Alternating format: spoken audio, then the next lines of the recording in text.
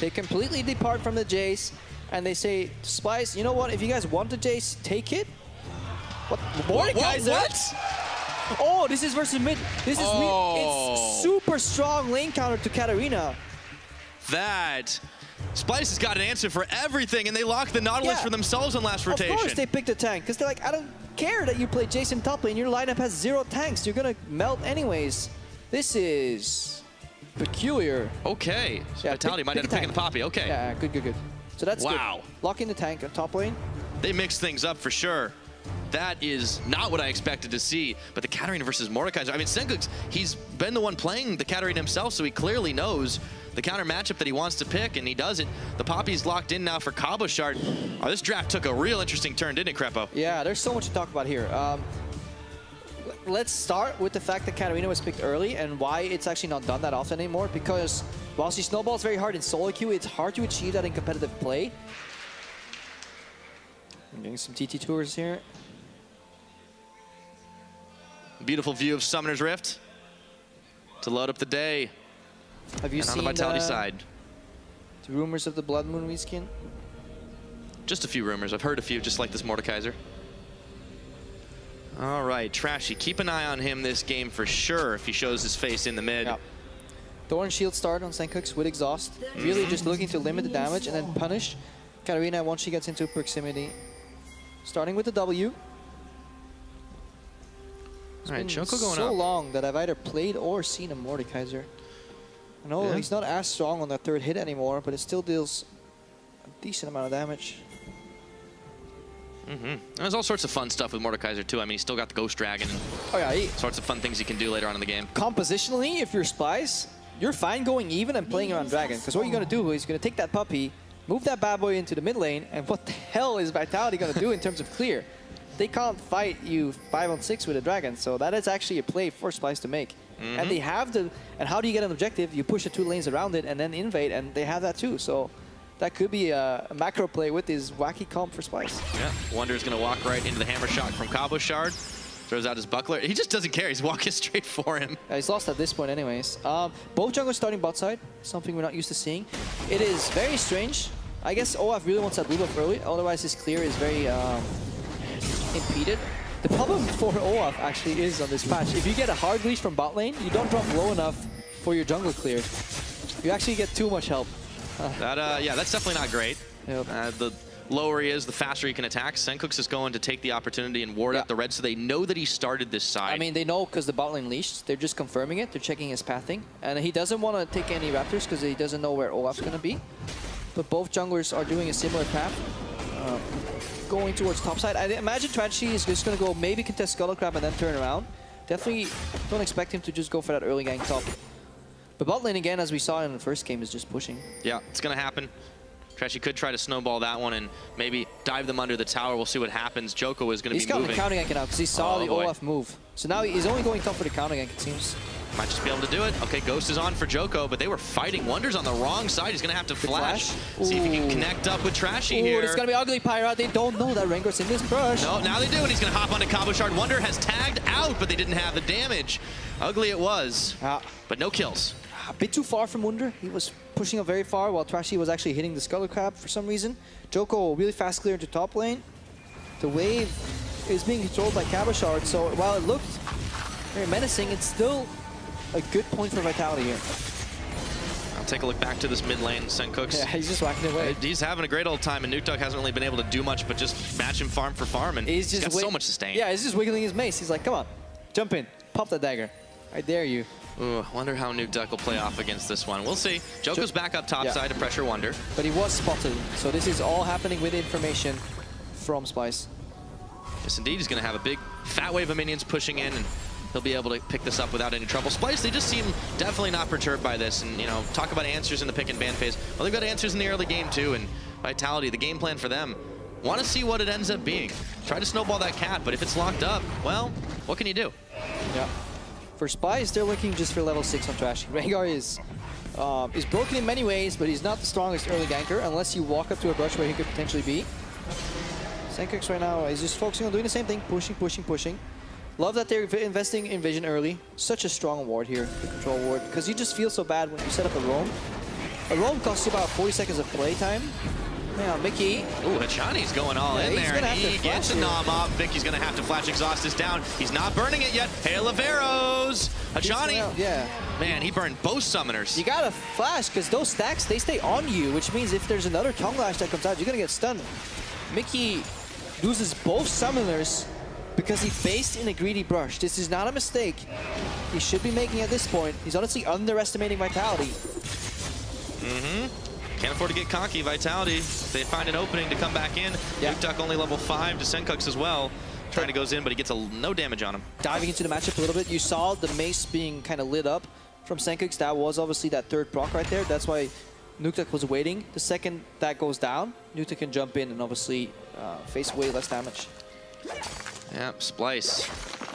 I mean, that's all you need to really see in their first game. They were out farming by quite a large amount, and they just did not give Vitality really any openings at all. And this time around, it could be very different. It's also indicative of how Splyce are playing on 3 lanes, because you can be the best farmers on 2 lanes, but you'll never match that amount of CS per minute, obviously, overall. It means that Vitality were playing with no pressure on all 3 lanes, allowing Splyce to farm all of them without getting picked off. Usually when you fall behind, what you do is you sacrifice farm on 1 lane, maybe you're in structure, and you try and find kills that lead to momentum.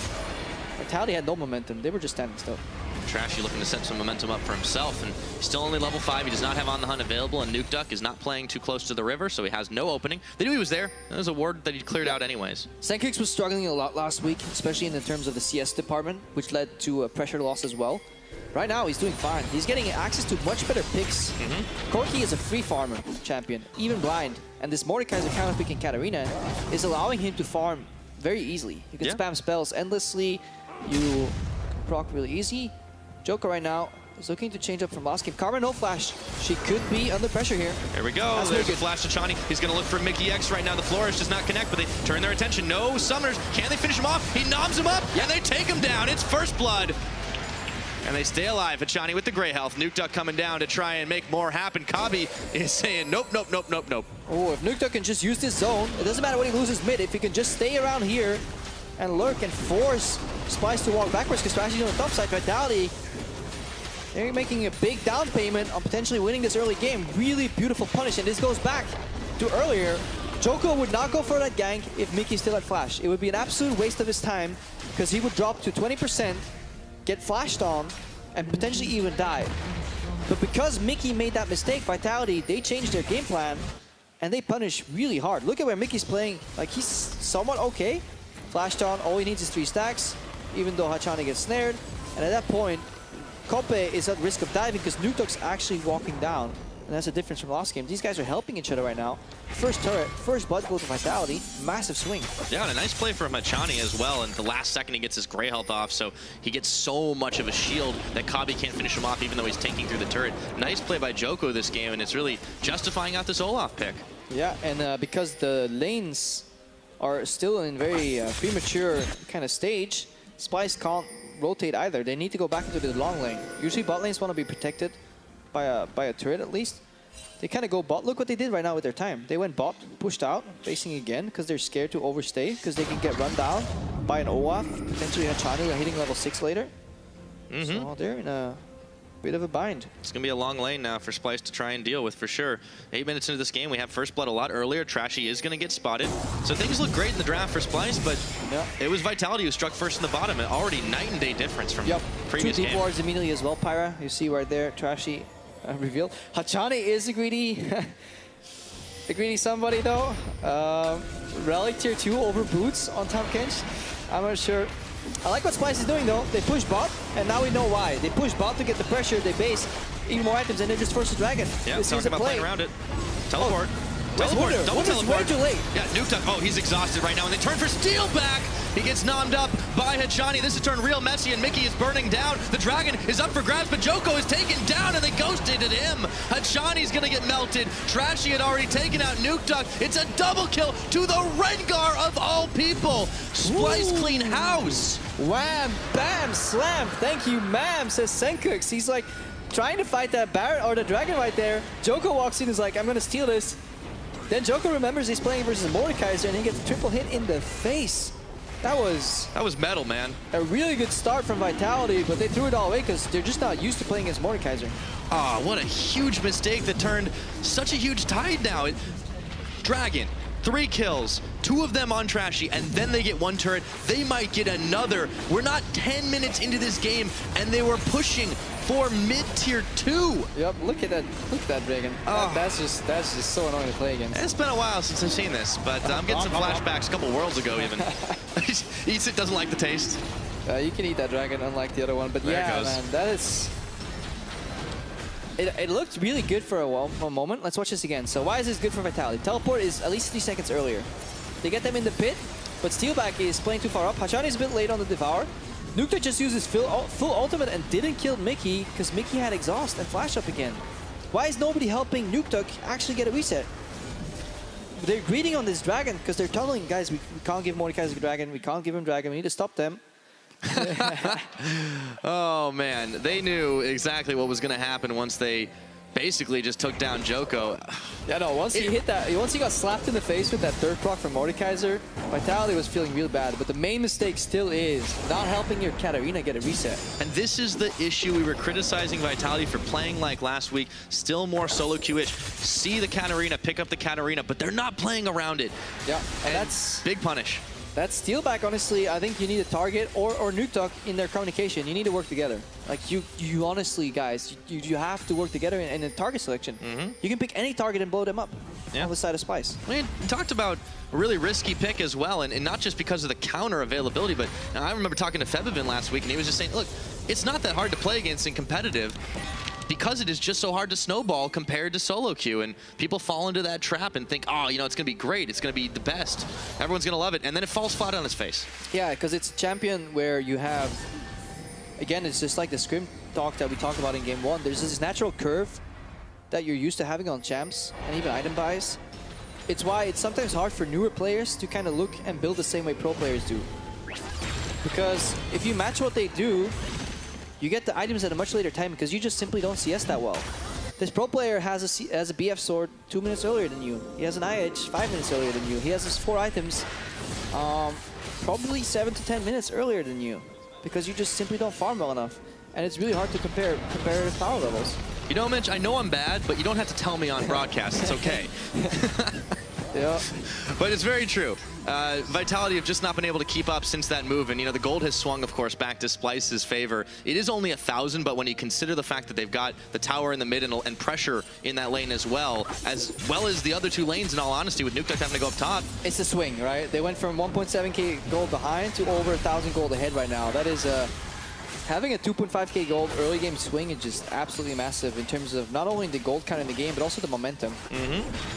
Wonder's doing a lot of damage to start things off right now. It may have been Trashy that was getting the kill cleans up, but I mean, Wonder was just sitting in the middle, sending Riptides out. Yeah, it's also what has happened in the laning phase as well. You know, these guys regen a lot of health, and they can obviously just spam their base abilities over and over. This obviously falls off later on. Sure. Is why Nautilus doesn't scale that well, because he only has CC in the late game. Especially compared to Poppy. Yeah, exactly. Oh, but speaking of Poppy, charges the Rengar in the face, and he's going to have to flash away, but he's got no more. Just the wind-up. Bull is on. Oh, come on. And Kitty Cat's out of there. Trashy's like, I've seen this montage play. You wait for the hammer, you wait for it to come down, you flash, and then this guy's just still spinning. Bit of a outplay there from Kabashard. Flashes, plays around Trashy waiting to jump in perfectly. Kabashard had a W down to cancel Rengar early, and then he just holds the hammer.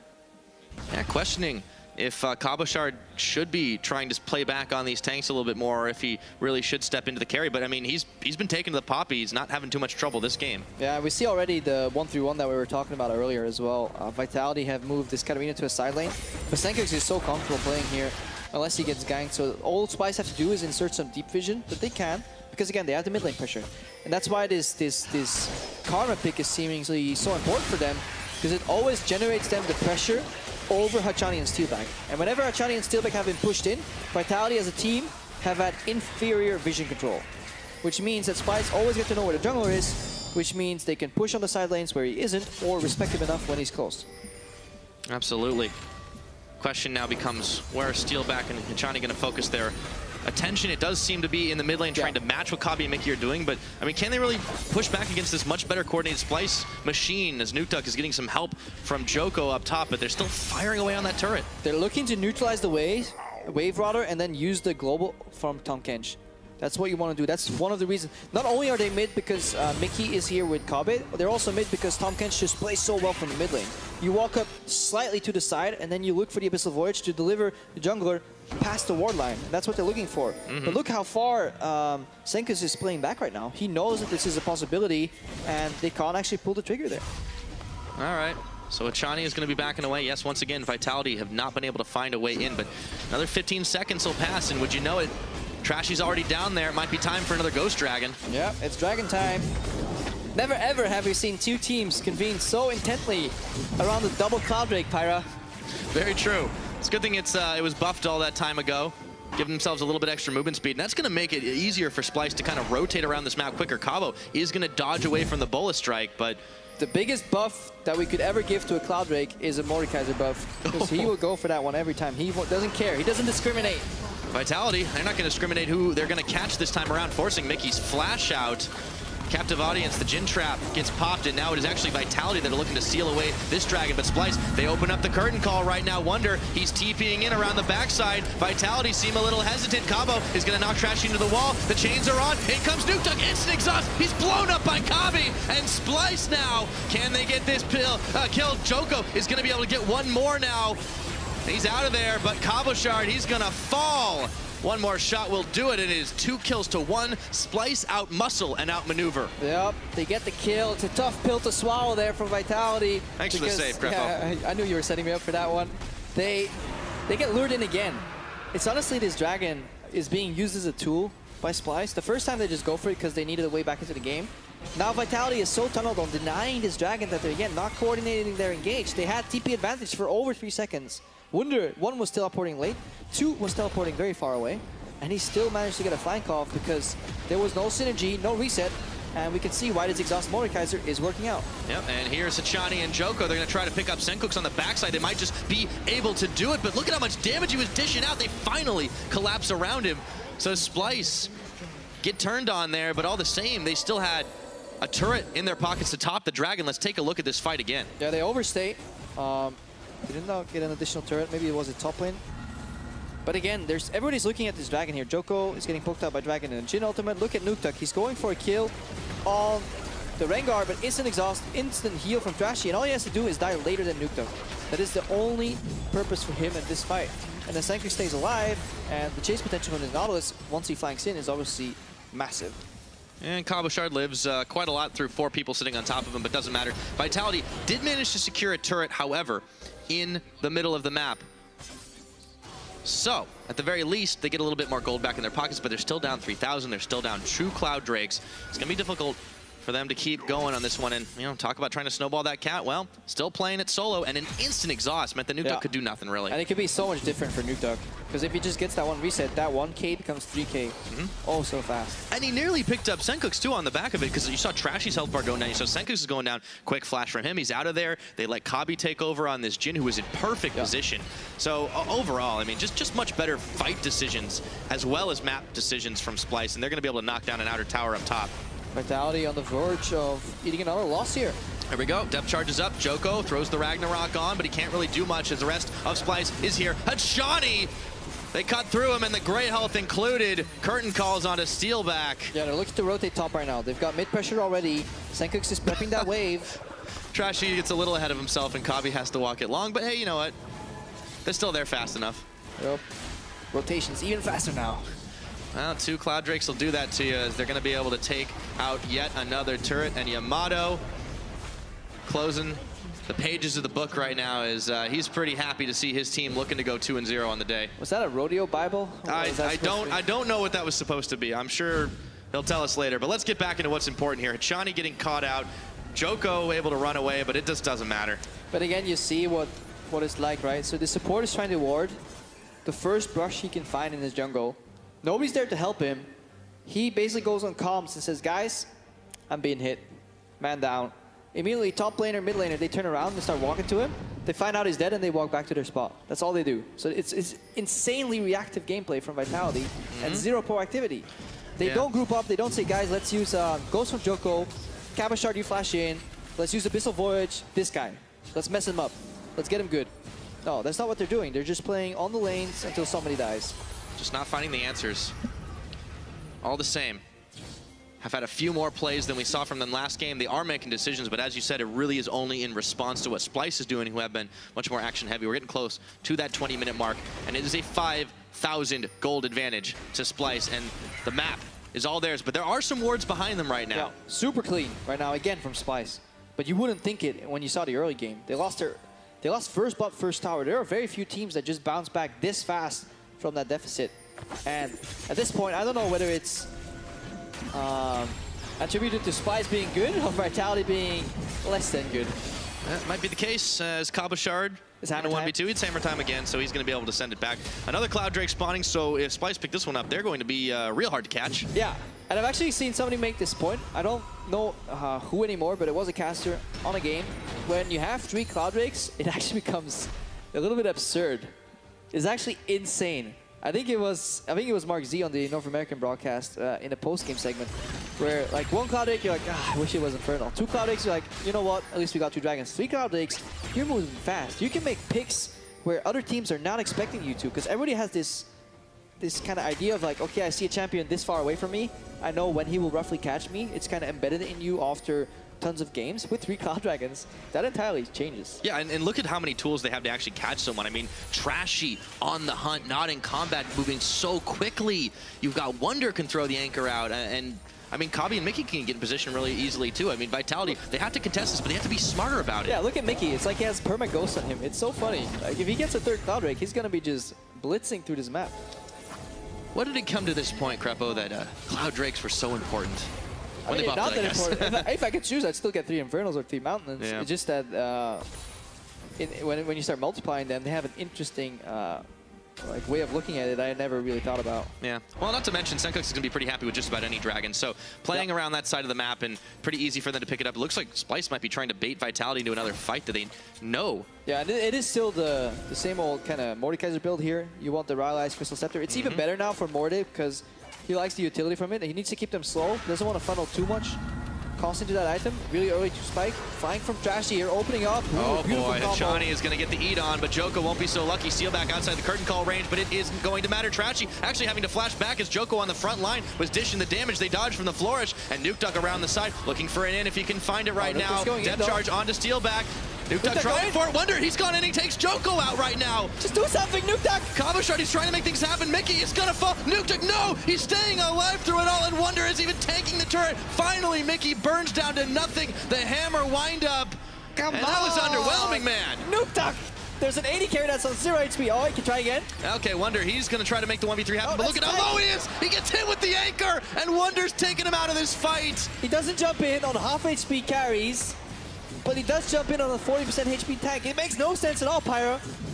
I am utterly confused, Crepo, that's for sure, but it is a 3-for-2 all on the fight, so Splyce have the edge. They're going to go for this dragon. That was one of the messiest things I've seen today. Yeah. It was a really good initiation from Splyce. Again, map movements, get them pressure, to get them to double flank. We're not over. Cabo's coming. Oh, he's going to fight this in a dragon here. Doesn't matter, going to get smited away by Trashy, but they might be able to take him down. On the back of it, it's going to be Steal back with a piercing arrow, but he gets pulled in by Wonder. And he's going to go down. A Riptide, shutdown gold to Wonder. Cabashard, Joko, Hachani all trying to make this fight happen, but with the Ghost Dragon, the odds just are not even enough, and Sencux claims another kill. Such a rash play from Vitality. It feels like everybody on this team has forgotten that Nautilus deals a ton of damage in the early game. And he's about to do even more. Wait. He upgrades his Dark Seal into a Medjai's. It's like, I got this, guys. Wonder's having a great game. Look at me, I'm the AP carry now. Morty, you go utility. But again, there's just mismatched focus from Vitality. They're not syncing it with Nuke Duck. They're not making any proactive plays. And they're just leveraging this advantage into a Baron play. Yeah, Splyce are going to use the Dragon to take the Baron. How many times do you get to see that happen in a professional match? Nuke Duck is going to try to pick something up around the side. Joko does not have Ghost, cannot flash into the pit, obviously. Nope. He just throws the axe to see it's going to be happening. Wonder can just tank this up. There's a teleport out of Cabo Shard, but the Baron, they kind of peeled off it now, and they're not going to be on it. Whoa, there's a curtain call opening up. Nuke Duck dodges 1, gets eaten by Achani for 2. Joko tanking 3, and now Trashy finishes it off. Don't need that 4th shot, and they're right back to Baron. No smite to steal. Yeah, Sencux may want to pick up that honey fruit because he's a tad low. Obviously, he has a lot of spellbound built in, so he should be fine. Nuke Duck's actually at 40%, not in kill range right here. But yeah, just a massive threat that happens whenever Wunder walks up. They're looking for a lucky steal here. Knocking some guys away, maybe a Varus steal, but it's probably not going to happen. No, he just sends Wonder flying, and that's okay. Thank you very much, say Splyce, as they pick themselves up. The Baron, it's 12-6 in kills. We're getting close to 25 minutes, and this game is getting out of hand for Vitality. All right, let's see this again. So it's a good pincer. Joko going low. Cabo Shard is fighting Nautilus here, so this is essentially a 4v4. Let's look at Nuke Duck. He has Flash and Ignite available. I understand he doesn't want to go in here. But when Kobe takes this damage from this Q, Nuke Duck should go in. Just flash. Just make something happen. Try it. Even if it fails, go for Trashy. But he goes for Mickey, which is the guy with the exhaust all alone. And look at how low Mickey goes. He dies in the end. Just enough. And then they go over this fight again. Nuke Duck should not be even trying to do this. He thinks he can get a kill off, and then, yeah, well, at this point, it's just trying to catch a loss. You've already lost so much that you're just going for the kill. At least Steelback got a kill back on the board. Yeah, Steelback's hitting a lot of his piercing arrows, but why don't they synchronize this together? So you know what? You try and hit a Q on this guy. If it lands, I'm going to jump in. Somebody flash and do an auto. That is a kill reset. That's how you got to play Katarina. Like, if you want to play this champ on the professional stage, you need to figure out your targets faster than your enemies do. Speaking of fast, all the Splyce were just out-maneuvering and out-moving. Even though Achani took the Abyssal Voyage in, it was them that were getting caught, and Achani is taken down. Another curtain call shot claims the life of Joko, and they found Nuke Duck and melt through his health bar. Cabo Shard saying, where the hell is my team? Well, they're all dead, Pyra. That's what happened right there. Really good flank again. At this point, Splyce is snowballing with the Baron buff, with the amount of power they've built up, and the 3 Cloud Breaks. They can just make picks so swiftly here. Looking to put the nail in the coffin, and Vitality, they will be leaving today with even more questions than they had coming into the series. Honestly, disappointing performance. Absolutely, but Splyce have to be oh so happy about how things have gone out. Cabo Shard whiffs on his keeper's verdict. Wonder might go down, but even the tanks do damage on the side of Splyce right now, and they just cut through the last of the towers. Steelback trying to push off Wonder, the rest of Vitality trying to respond, but this Nexus is going down. Nuke Duck's Ghost is helping out this final push. He's looking for the resets here. They're going a bit too deep. Mickey's low, has exhaust again. Not enough. Cabo, he's going to push Mickey out. There's still a tower here. Splyce might have bitten off a bit more than they could chew, but there's still lanes. Waves pushing up in the top, but Cabo Shard, they've caught him. Wonder, oh, the damage is not enough to finish the job, but Joko's taken out by Trashy. Achani in the back. They melt through Nuke Duck. They're going to take down Achani, and there will be no one left but Cabo and Steelback to oppose them. And Splyce, they just don't care with the flourish. A double kill over to Sencux, and it's all Nexus. GG, well played. Splyce, go 2-0. 18 stacks on the Magi's. They still haven't killed the inhibitor. We're still going, guys. It's finally done. Yay. There we go. Oh, man. They were playing for KDA. They were trying to get more stacks on the Soul Stealer, which is why it was delayed a little bit. Yeah, I mean, that's always a good reason, right? God, you know something's gone silly when you got a 409 Nautilus that's got nearly full stacks on his Magi's at the end of the game, and yeah. Well, Wonder's not the only one happy about that. All the Splyce, smiles on their faces, maybe some sheepish grins too. Yeah, but it could be rough. They were down considerable amount, 1.7K early. Big play from Vitality early on, to be honest. And they got baited into that Dragon Pit there, Vitality, and that obviously changed everything. Yeah, yes indeed, and not being able to set up Nuke Duck properly really cost Vitality this game. They were more, not proactive, but they were making plays that just, the plays were not well calculated. Yeah, no, I like that they were making more plays, but to me, it feels like we were also getting a high five from Trashy there. Yeah, the air fives. Nice. I like that I think about the caster sometimes. It's nice, so consider it, guys. But we weren't seeing, for me, target selection in the comms. It's really hard to tell. Maybe they did. This is pure conjecture, but it doesn't feel like me that Vitality was calling out